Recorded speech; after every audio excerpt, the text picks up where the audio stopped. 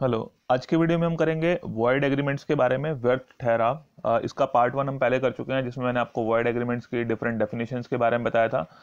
और साथ में ये बताया था कि इसमें इलीगल एग्रीमेंट्स में और वॉइड एग्रीमेंट्स में क्या डिफरेंस है, और कुछ जो है इसके वॉइड एग्रीमेंट्स के आपको टाइप्स बताए थे कि कौन कौन से एग्रीमेंट जो है वो वॉइड एग्रीमेंट की कैटेगरी में आते हैं। तो आज की वीडियो में हम थोड़ा सा डिटेल में इन डिफरेंट वॉइड एग्रीमेंट्स के बारे में पढ़ेंगे। तो पिछली वीडियो का थोड़ा सा रिवाइज कर लेते हैं कि कौन कौन से एग्रीमेंट्स हैं जो वॉइड एग्रीमेंट की कैटेगरी में आते हैं। तो इसमें पहला है हमारा agreements made with the person of unsound mind और माइनर, कि हमने माइनर के साथ या अनसाउंड माइंड पर्सन के साथ जो भी एग्रीमेंट किए हैं वो सेक्शन अंडर 11 के अंडर जो है वो वॉइड एग्रीमेंट्स बनते हैं। Agreements made under a bilateral mistake, द्विपक्षीय गलती अगर की गई है किसी मटेरियल फैक्ट को लेकर, तब भी एग्रीमेंट जो है वो सेक्शन 20 के अंडर जो है वो वॉइड एग्रीमेंट हो जाता है।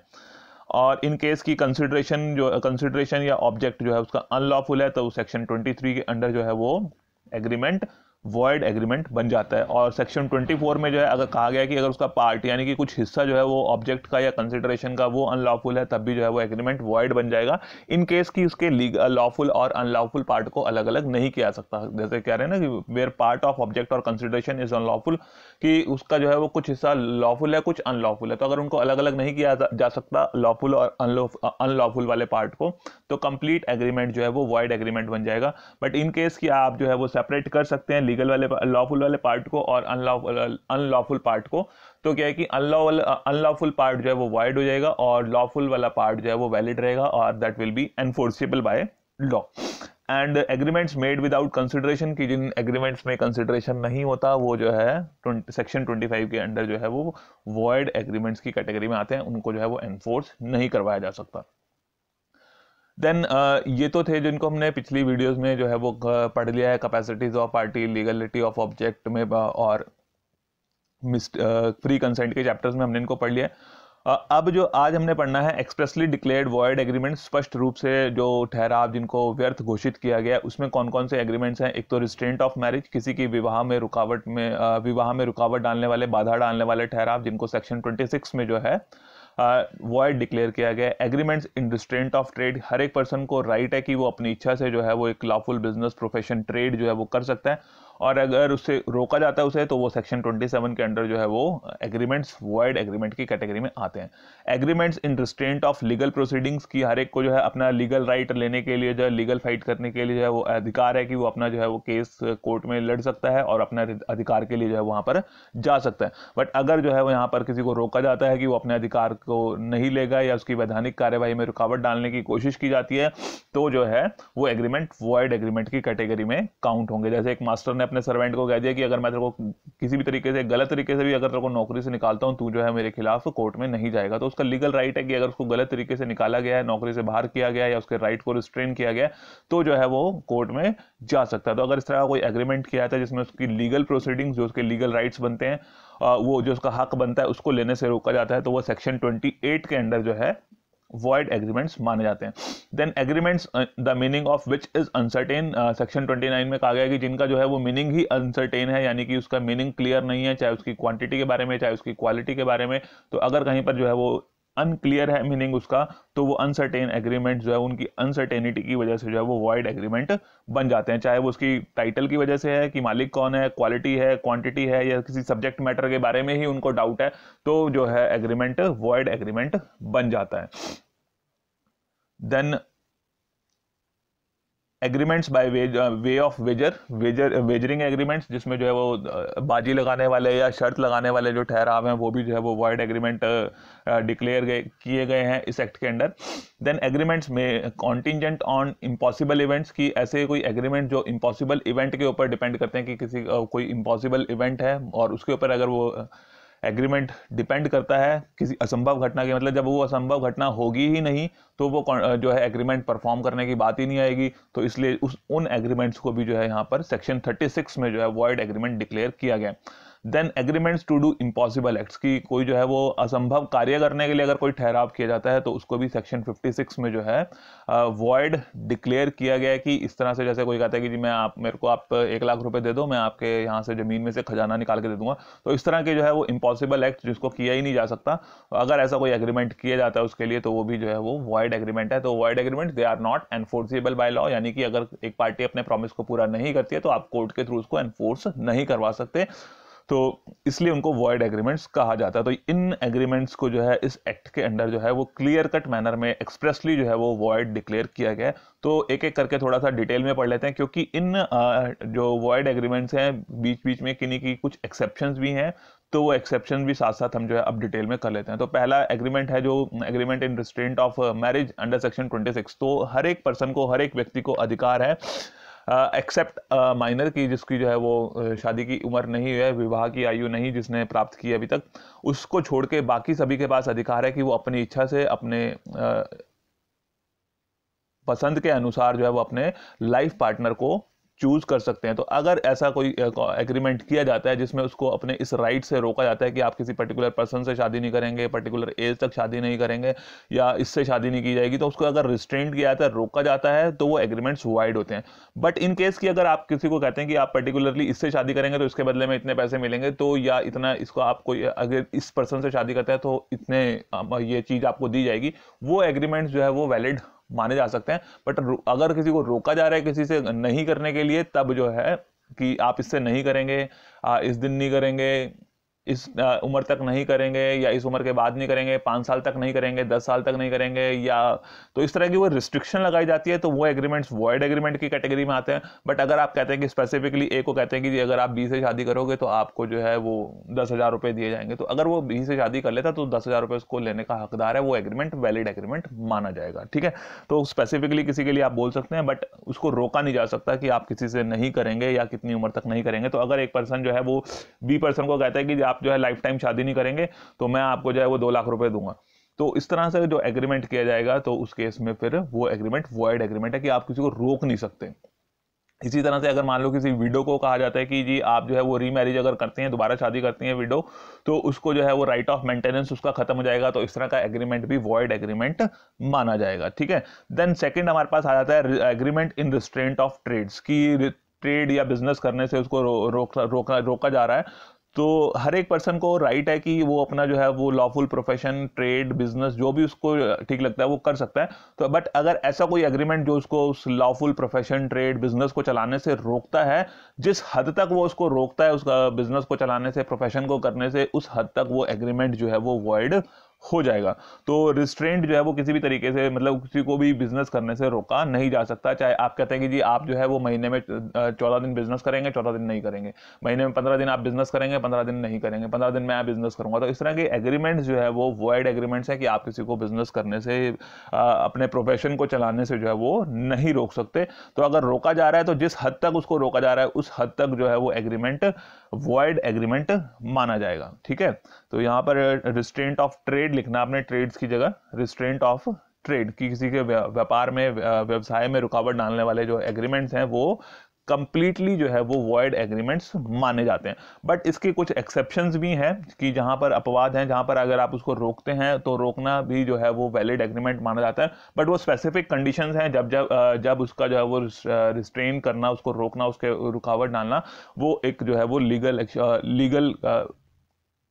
एग्रीमेंट माना जाता है। तो restraining the freedom of a particular action, कि एक पर्टिकुलर एक्शन से जो है आप उसको रोक सकते हैं, किसी पार्टी के ऊपर जो है वो एक कंडीशन लगाई जा सकती है कि आप जो है अपने, फॉर एग्जांपल की जो है आप अपने बिजनेस को जो है वो अपना जो सामान है सिर्फ इसी पर्सन को बेचेंगे, तो लीगल रिस्ट्रिक्शन लगा दी कि ए ने जो है वो बी को कहा है कि आप जो है अपना सामान सिर्फ मुझे ही बेचेंगे, तो इस तरह की रिस्ट्रिक्शन उसको लगाई जा सकती हैं कि आप अपना सामान मुझे ही बेचेंगे। तो उसमें जो है उसको बोलते हैं कि पर्टिकुलर एक्शन के लिए आप जो है उसकी फ्रीडम को रिस्ट्रेन कर सकते हैं। कि अगर जो है वो ए और बी दो पार्टीज हैं और ए और बी जो है आपस में एग्रीमेंट कर लेते हैं कि ए कहता है कि जी आप बी को कि आप जो आपका जो भी प्रोडक्शन है सारी की सारी प्रोडक्शन आप मुझे बेचेंगे, मेरे अलावा किसी को नहीं बेचेंगे, तो उस तरह के एग्रीमेंट्स जो है वो वैलिड एग्रीमेंट की कैटेगरी में काउंट किए जाएंगे। दो मतलब कहने का कि वो एक पर्टिकुलर एक्शन के लिए आप जो है उसको रिस्ट्रिक्ट कर सकते हैं। देन सेल ऑफ गुडविल की अगर जो है वो कोई बिजनेस ऑर्गेनाइजेशन जो है वो अपने गुडविल को बेचती है, तो गुडविल को बेचती है तो जो बेचने वाली कंसर्न है वो उसके ऊपर जो है उस जिसने गुडविल खरीदी है वो उस पार्टी के ऊपर रिस्ट्रिक्शन लगा सकती है कि जब तक जो है वो इस गुडविल का असर रहेगा, यानी कि इसका बेनिफिट उस खरीदने वाली पार्टी को मिलना है, तब तक जो है वो गुडविल बेचने वाली फर्म को, बिजनेस को जो है वो किसी स्पेसिफिक एरिया में किसी स्पेसिफाइड पीरियड के लिए जो है वो बिजनेस करने से रोक सकती है। बट यहाँ पर वो बात ध्यान में रखने वाली है कि जो रिस्ट्रिक्शंस उन्होंने लगाई हैं that must be reasonable restrictions, की लोकल लिमिट्स में जो है आप कितने टाइम तक के लिए उसको रोकेंगे, वो रीजनेबल लिमिट्स में आप उसको रोक सकते हैं। कि अगर जो है वो मान लो उसकी कोई पर्सन की शॉप जो है वो दिल्ली में है और उसने बी को कहा है कि जो है वो उसका जो है वो बिजनेस जो है वो अच्छा चलता है, ए जो है वो उसकी शॉप है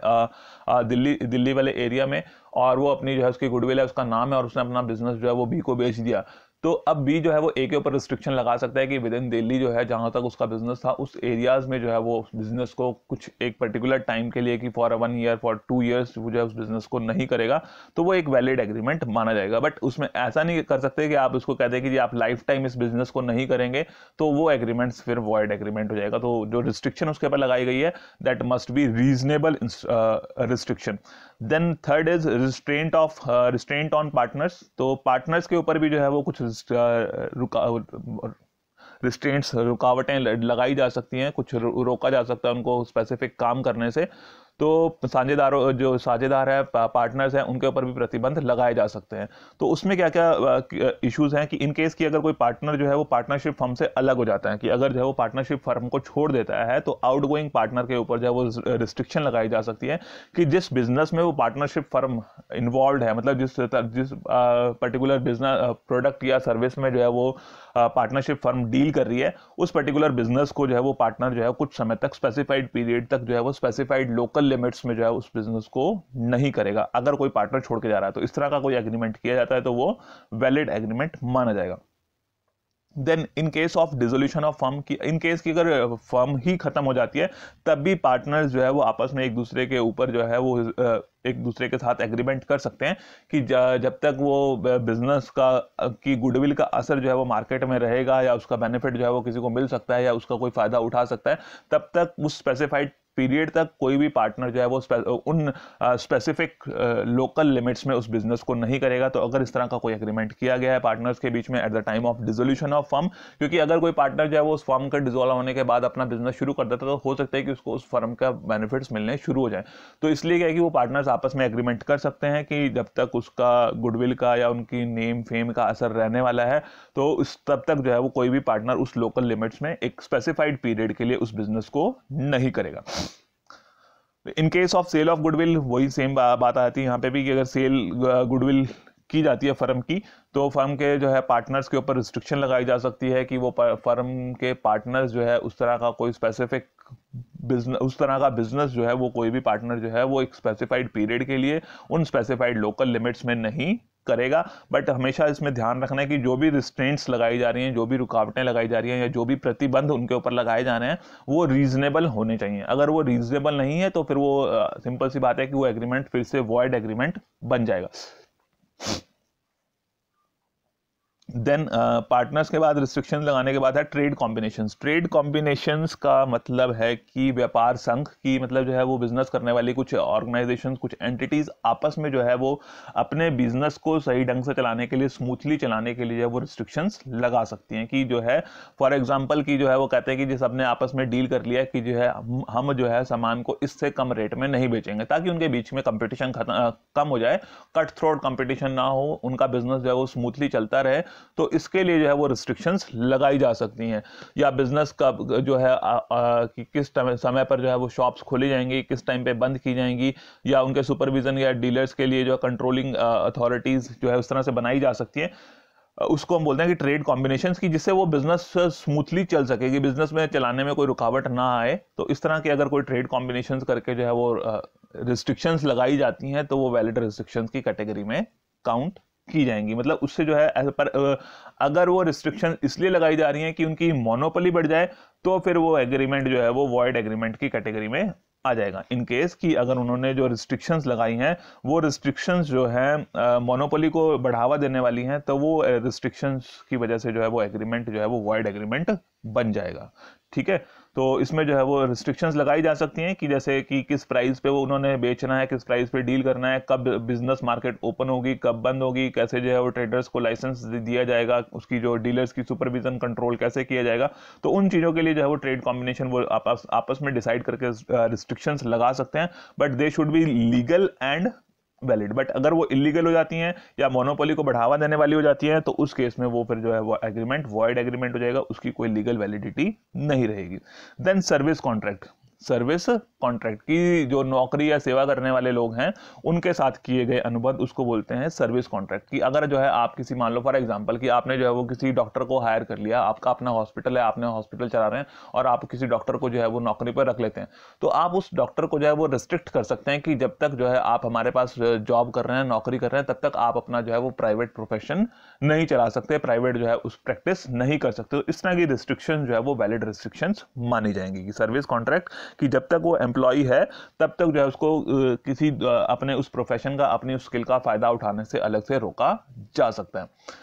बट उसमें ये नहीं है कि अगर जो है वो उसको इस तरह की रिस्ट्रिक्शंस अगर लगाते हैं कि जी अगर आप हमारे यहाँ से नौकरी छोड़ के जाते हैं तो उसके बाद जो है वो 3 साल तक आप अपना बिजनेस नहीं कर सकते, अपने उस प्रोफेशन को नहीं चला सकते, तो या अपनी उन स्किल्स का फायदा नहीं उठा सकते, तो उस तरह के जो एग्रीमेंट्स हैं वो वैलिड एग्रीमेंट्स नहीं होंगे, वो वॉइड एग्रीमेंट की कैटेगरी में आएंगे। मतलब आप जो है उसको आफ्टर रिटायरमेंट, और अगर उसको आपने जॉब से निकाल दिया है और उसके बाद भी आप रिस्ट्रिक्शन लगाते हैं कि जो है आप 2 साल तक 3 साल तक ये काम नहीं करेंगे, तो इस तरह के एग्रीमेंट्स जो है वो वॉइड एग्रीमेंट की कैटेगरी में आएंगे। बट जब तक वो आपके पास सर्विस कर रहा है तब आप उसको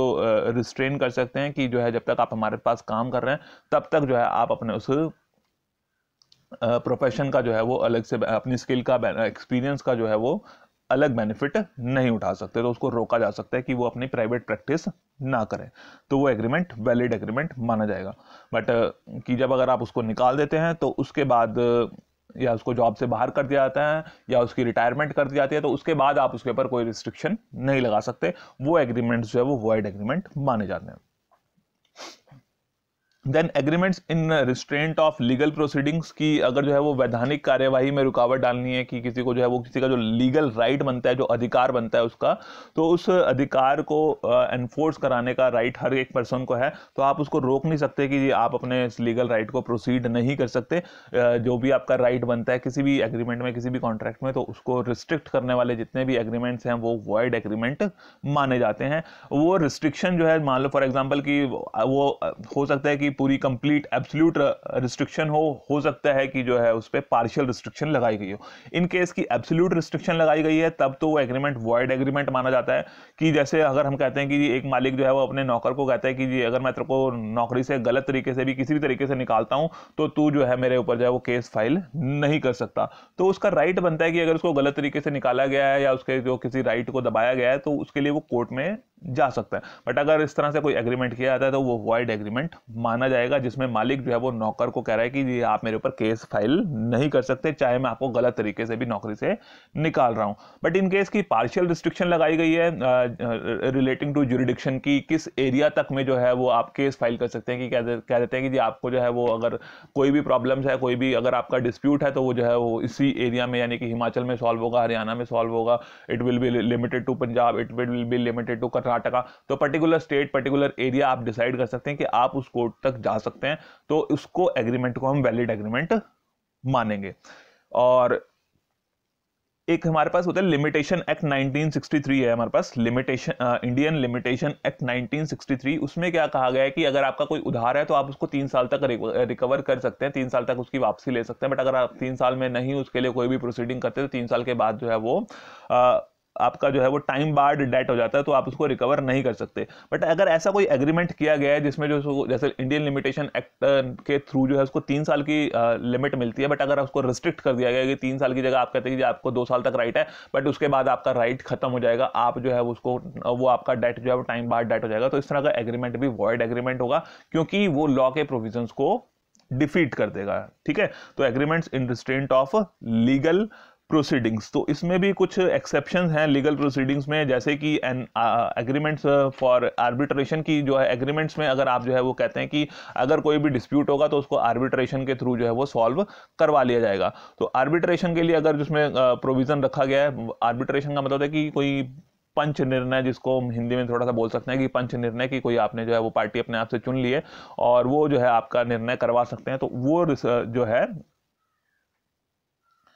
वैलिड एग्रीमेंट माना जाता है। कि an agreement to refer future disputes to the arbitration, की हमारे अगर कोई डिस्प्यूट होता है तो हम कहते हैं कि उसको आर्बिट्रेशन के थ्रू हम सॉल्व करा लेंगे, तो वो एग्रीमेंट वैलिड एग्रीमेंट माना जाता है। Then agreement refers to a present dispute to arbitration, की अगर आपका कोई प्रेजेंट डिस्प्यूट है और आप कहते हैं कि उसको हमें आर्बिट्रेशन के थ्रू जो है वो सॉल्व करा लेते हैं, करा सकते हैं, करा लेते हैं, तो वो एग्रीमेंट भी वैलिड एग्रीमेंट माना जाएगा। बट इन केस की अगर आप कहते हैं कि हम आर्बिट्रेशन से तो करा लेते हैं आपस में, बट उसका जो है वो निर्णय मान्य रहेगा सभी को, बट अगर नहीं मानेगा तो फिर आगे जो है वो उसके लिए कोर्ट में नहीं जा सकता, तो उसका राइट जो है वो खत्म हो जाएगा। तो इस तरह के एग्रीमेंट से फिर वो वॉइड हो जाते हैं। कि इन केस की हो सकता है कि आर्बिट्रेटर जो है, जो डिसीजन लेने वाला है, उसी पार्टी को किसी एक पार्टी ने इन्फ्लुएंस कर लिया, तो फिर जो है वो हो सकता है कि डिसीजन सही ना आए, तो इस तरह से किसी के राइट को रिस्ट्रिक्ट किया जाएगा, तो वो वॉइड बन जाएगा। बट यहाँ पर क्या है कि अगर जो है वो अपने डिस्प्यूट्स को आर्बिट्रेशन के थ्रू सॉल्व कराना चाहते हैं तो वो वैलिड एग्रीमेंट है, या अपने प्रेजेंट डिस्प्यूट को आर्बिट्रेशन के थ्रू सॉल्व कराना चाहते हैं तब भी वो वैलिड एग्रीमेंट ही माना जाएगा। देन एग्रीमेंट्स इन्वॉल्विंग अनसर्टेनिटी, की इन्वॉल्विंग अनसर्टेनिटी की जो एग्रीमेंट है वो अनसर्टेन है, चाहे वो किसी के टाइटल के फॉर्म में, यानी कि मालिकाना हक किसका है उसकी वजह से अनसर्टेनिटी है, या फिर क्वालिटी की वजह से है, या क्वांटिटी की वजह से है, या प्राइस की अनसर्टेनिटी है, या सब्जेक्ट मैटर की अनसर्टेनिटी है। तो किसी भी तरह की अनिश्चितता अगर उसमें एग्रीमेंट में है तो वो एग्रीमेंट जो है वो वॉइड एग्रीमेंट माना जाएगा। फॉर एग्जाम्पल, ए के पास 4 गाड़ियां, एक कहता जी मैं अपनी गाड़ी बेचना चाहता हूँ आपको 50,000 रुपए में, तो अब वो ये नहीं पता कि कौन सी गाड़ी की बात कर रहा है, सब्जेक्ट मैटर के बारे में कंफ्यूजन है। आप वो कहता है कि जी मैं आपको नहीं गाड़ी बेचना चाहता हूँ, बेचना चाहता है तो कितने रुपए में बेचना चाहता है जी, कितने रुपए का ऑफर है, प्राइस के बारे में अनसर्टेनिटी है। तो अगर किसी भी तरह की, चाहे क्वालिटी की है, क्वांटिटी की है, प्राइस की है, किसी भी तरह की अनसर्टेनिटी है, तो वो जो है एग्रीमेंट वॉइड एग्रीमेंट माना जाएगा। कि ये कहता है कि जी मैं आपको जो है वो 100 टन ऑफ ऑयल बेचने के लिए जो है वो आपको ऑफर देता हूँ। अब 100 टन ऑफ ऑयल, पता नहीं कौन से वाले ऑयल की बात की जा रही है, तो यहां पर जो है वो एग्रीमेंट वॉइड एग्रीमेंट माना जाएगा। बट इन केस की अगर वो सिर्फ ए जो है वो सिर्फ एक ही सिंगल काइंड ऑफ ऑयल में डील कर रहा है, तो ऑटोमेटिकली सिंपल सी बात है कि वो ये माना जाएगा कि वो उसी ऑयल की बात कर रहा है, तब वो एग्रीमेंट वैलिड एग्रीमेंट माना जाएगा। तो यहां पर हमें ध्यान रखना है कि बेसिकली कि अनसर्टेनिटी का मतलब कि किसी भी तरीके की हो सकती है, चाहे वो उसके टाइटल से रिलेटेड, चाहे प्राइस से, क्वांटिटी से, सब्जेक्ट मैटर से, किसी भी तरह की अनसर्टेनिटी है तो वो एग्रीमेंट वॉइड एग्रीमेंट की कैटेगरी में काउंट होता है। Then agreement by way of wager, wagering के agreements, by way of wager यानी कि वेजरिंग के एग्रीमेंट्स। तो वेजरिंग एग्रीमेंट्स क्या होते हैं कि जिसमें जो है वो दो पार्टीज आपस में शर्त लगाती हैं किसी स्पेसिफाइड अमाउंट के लिए, कि अगर जो है ये एक्शन हो, ये काम हुआ, मतलब ये ऐसा हुआ, तो एक पार्टी जीतेगी, दूसरी पार्टी हार जाएगी, तो उसके हिसाब से जो है वो आपस में दाव पे जो है वो पैसा लगाते हैं। तो अगर इस तरह के वेजरिंग एग्रीमेंट्स हैं तो वो एग्रीमेंट्स भी जो है वो वॉइड एग्रीमेंट की कैटेगरी में आते हैं, कि फ्यूचर इवेंट के ऊपर डिपेंड करते हैं जिसमें दोनों पार्टीज की कोई भी इन्वॉल्वमेंट नहीं होती है। जो वेजरिंग एग्रीमेंट्स हैं, उन वेजरिंग एग्रीमेंट्स में जो है दोनों पार्टीज में से किसी भी पार्टी की इन्वॉल्वमेंट नहीं होती है। तो इसके कुछ फीचर्स जो आपको मैं बताता हूँ। एक सिंपल सा एग्जांपल ले लेते हैं कि मान लो ए और बी दो लोग हैं, और ए कह रहा है कि जी बारिश होगी, बी कहता है कि जी आज बारिश नहीं होगी। तो वो बारिश होना या ना होना उन दोनों के कंट्रोल में नहीं है, बट ए कहता है कि अगर बारिश होगी, बी कहता नहीं होगी, और वो कहते हैं कि अगर नहीं होगी तो 500 रुपए की जो है उन्होंने शर्त लगा ली। तो अगर नहीं होगी तो फिर ए जीत जाएगा, और अगर होगी तो फिर वो बी जीत जाएगा। तो इस तरह से जो है उसको बोलते हैं वेजरिंग एग्रीमेंट्स की, उसमें जो है वो अनसर्टेन इवेंट्स के ऊपर जो है वो पैसा लगा दिया जाता है। तो there must be promise to pay money और मनी वर्थ, की जरूरी है कि उसमें पैसा या पैसे से रिलेटेड जो है वो कुछ जो है वो मनी से रिलेटेड जो है उसमें होना चाहिए वेजरिंग एग्रीमेंट के लिए। The promise must be conditional on an event happening और नॉट हैपनिंग, तो किसी कंडीशनल पे डिपेंड करना चाहिए कि वो कंडीशन होगी या नहीं होगी। जैसे मैंने बता दिया कि बारिश होगी या नहीं होगी, तो इस तरह की जो है वो उसके होने या ना होने पर जो है वो डिपेंड करती है condition. Then the event must be uncertain one, की जो वो इवेंट है वो अनसर्टेन होना चाहिए, और उसकी जो अनसर्टेनिटी है या उसकी हैपनिंग और नॉन हैपनिंग है वो इन फ्यूचर जो है उसके ऊपर डिपेंड करे, और किसी भी पार्टी के कंट्रोल में नहीं होनी चाहिए। Every party must stand to win और lose under the terms of agreement, कि हर एक पार्टी के पास चांस होना चाहिए कि वो चाहे तो जीत जाए या हार जाए। हारने और जीतने के चांसेस दोनों के पास होने चाहिए, और इन केस की अगर एक ही पार्टी के पास जीतने के चांसेस हैं या एक ही पार्टी के हारने के चांसेस हैं तो वो वेजरिंग एग्रीमेंट नहीं माने जाएंगे। Then the only interest of the parties is the stake money involve, कि जब जैसे बारिश होगी या नहीं होगी तो उसमें सिर्फ उनका इंटरेस्ट सिर्फ उसी से जुड़ा है, पैसा जो उन्होंने शर्त में लगाया, 500 रुपए की शर्त लगाई है तो उसी से जुड़ा हुआ है 500 रुपए के इंटरेस्ट, मतलब 500 रुपए जो स्टेक पे उनके दाव पे जो पैसा लगा है उसी में उनका इंटरेस्ट जुड़ा हुआ है। तो only interest of the parties is the stake money involve. तो ये होते हैं हमारे wagering events,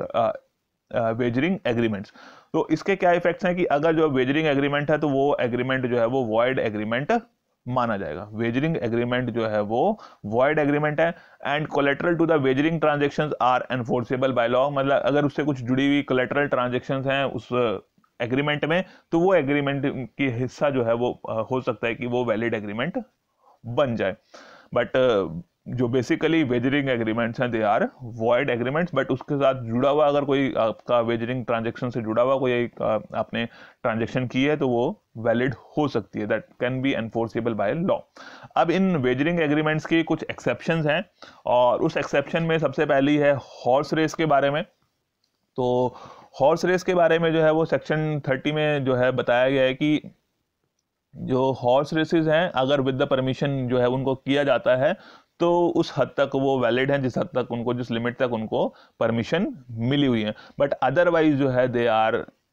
illegal act. Indian penal code के अंडर जो है उनको जो है वो इलीगल एक्ट में जो है वो काउंट किया गया हॉर्स रेसेस को। बट अगर वो विद परमिशन की जाती हैं तो उस लिमिट तक उनको परमिट किया जाता है, तब वो वैलिड मानी जाती है, तब उनको वेजरिंग एग्रीमेंट में काउंट नहीं किया जाएगा। Then crossword competitions, crossword competition जैसे आप देखते होंगे कि न्यूज़पेपर वगैरह में आते हैं कि क्रॉसवर्ड सॉल्व करो और जो सॉल्व करेगा उसको प्राइज मिलेगा। तो यहाँ पर क्या है कि जो क्रॉसवर्ड्स हैं वो सिंपली उसकी लक या चांस के ऊपर डिपेंड नहीं करते, उसकी जो है कुछ स्किल्स भी हैं। तो अगर वो उसमें क्रॉसवर्ड को सॉल्व करने में जो है उसकी कुछ स्किल्स इन्वॉल्व हैं तब उसको वेजरिंग एग्रीमेंट में काउंट नहीं किया जाएगा। ठीक है, कि अगर जो है उस क्रॉसवर्ड को सॉल्व करने के लिए जो है वो जो प्राइस दिया जाने वाला है तो उसमें जो क्रॉसवर्ड उसमें सॉल्व करनी है तो अगर उसकी स्किल्स इन्वॉल्व हैं या कोई कंपटीशन है तो उसमें अगर उसकी स्किल्स इन्वॉल्व हैं तब उसको हम जो है वो वॉइड एग्रीमेंट नहीं मानेंगे। बट अगर वो जो है वो उसमें कोई स्किल्स इन्वॉल्व नहीं है, just on the basis of lottery है, तो अगर सिर्फ लॉटरी के बेस पर होनी है तब उसको हम वेजरिंग एग्रीमेंट्स में काउंट कर सकते हैं। ठीक है, और according to prize competition act 1955 prize जो है इन गेम्स में जो गेम ऑफ स्किल्स हैं तो वो जो है 1000 रुपीज से एक्सीड नहीं करना चाहिए, उससे ज़्यादा नहीं होना चाहिए। देन कमर्शियल ट्रांजेक्शन्स की, जो कमर्शियल ट्रांजेक्शन्स की जहाँ पर जो है वो गुड्स और सर्विसेज की रिसीट और डिलीवरी और रिसीट्स होनी है तो वो एग्रीमेंट, वो जो ट्रांजेक्शन्स हैं commercial transaction they are valid transactions, उनको जो है हम वेजरिंग एग्रीमेंट्स में काउंट नहीं करेंगे। मतलब वो कहते हैं कि जी अगर आप कह रहे हैं कि ये सामान मैं आपसे ले लेता हूँ और इसके पैसे मैं 3 महीने के बाद दूंगा, या आप मुझसे पैसे ले लो और सामान आपको जो है 3 महीने के बाद मिलेगा, तो वो एग्रीमेंट्स जो है वो उनको कि इन फ्यूचर है, फ्यूचर के ऊपर डिपेंड कर रहे हैं, but they are not wagering agreements, क्योंकि वहां पर जो है वो गुड्स और सर्विसेज की एक्चुअल डिलीवरी हो रही है। बट इन केस कि अगर जो है वो जो सामान है उस सामान में सिर्फ प्राइस, जो प्राइस में चेंज है सिर्फ उसी की डीलिंग हो रही है, तब वो वेजरिंग एग्रीमेंट्स में काउंट किए जाएंगे, उनको कमर्शियल ट्रांजैक्शन नहीं माना जाएगा। तो कमर्शियल ट्रांजैक्शन और वेजरिंग ट्रांजैक्शन में बेसिकली डिफरेंस क्या है कि जो कमर्शियल ट्रांजैक्शन है उसमें गुड्स और सर्विसेज की एक्चुअल डिलीवरी होती है, बट जो वेजरिंग ट्रांजैक्शन है ये उसमें सिर्फ और सिर्फ उनका जो प्राइस का डिफरेंस है उसकी डीलिंग होती है, एक्चुअल में गुड्स और सर्विसेज की कोई भी ट्रांजैक्शन कंप्लीट नहीं की जाती। देन लॉटरी, बेसिकली लॉटरी जो है वो इंडियन पिनल कोड के अंडर जो है उसको एक वेजरिंग एग्रीमेंट माना जाता है, और साथ ही साथ जो है वो इलीगल भी है। वेजरिंग एग्रीमेंट तो है ही है बट साथ साथ जो है वो इलीगल भी है,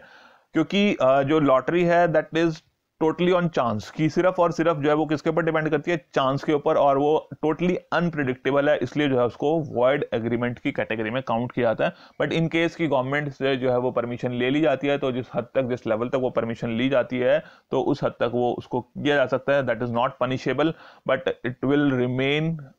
अ वेजरिंग एग्रीमेंट, कि अगर परमिशन ले ली भी गई है तब भी जो है वो वेजरिंग एग्रीमेंट में ही माना जाएगा, but it will not be punishable if the permission has been taken. Insurance contracts, insurance contracts क्या होते हैं कि जो भी जो किसी अनसर्टेनिटी के ऊपर डिपेंड करते हैं कि आपने अपना जो है वो इंश्योरेंस कराया, तो अगर वो नुकसान होगा तब जो है उसकी भरपाई की जाएगी। तो इंश्योर्ड पार्टी को जो है वो पैसा तभी मिलेगा इंश्योरेंस कंपनी से जब वो अनसर्टेन इवेंट होगा। बट उसमें क्या है कि जो आपका इंश्योरेंस कॉन्ट्रैक्ट है उसमें जो पार्टी है उस पार्टी का एक इंश्योरेबल इंटरेस्ट जुड़ा होता है। तो इंश्योरेबल इंटरेस्ट जुड़ा होता है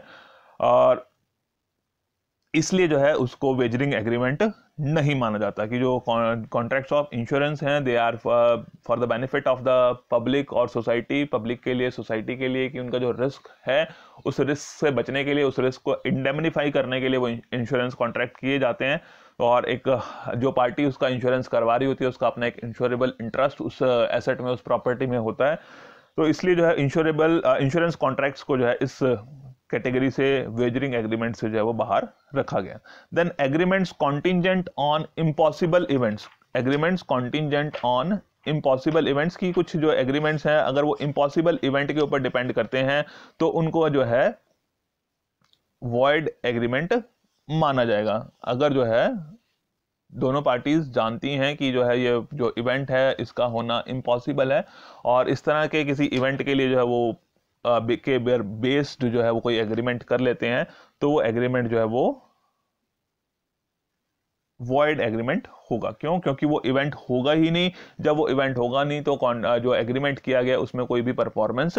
नहीं हो सकती, नहीं की जा सकती, तो वो एग्रीमेंट जो है वो वॉइड एग्रीमेंट की कैटेगरी में काउंट किया जाएगा। कि इन केस की अगर वो कहता है कि अगर जो है आज रात को जो है वो सोने के सिक्कों की बारिश होने लगी तो फिर मैं आपको 1 लाख रुपए दे दूंगा, तो अब वो आपको पता ही कि जो सोने के सिक्के हैं उनकी कोई बारिश ऐसे आसमान से तो होने वाली है नहीं, तो वो इवेंट जो है वो इम्पॉसिबल इवेंट है। तो इस तरह के जो एग्रीमेंट हैं दे आर वॉइड एग्रीमेंट्स की इम्पॉसिबल है वो इवेंट, वो घटना जो है वो घटित नहीं होगी। Then agreements to do impossible acts, की इम्पॉसिबल एक्ट्स को करने के लिए अगर जो है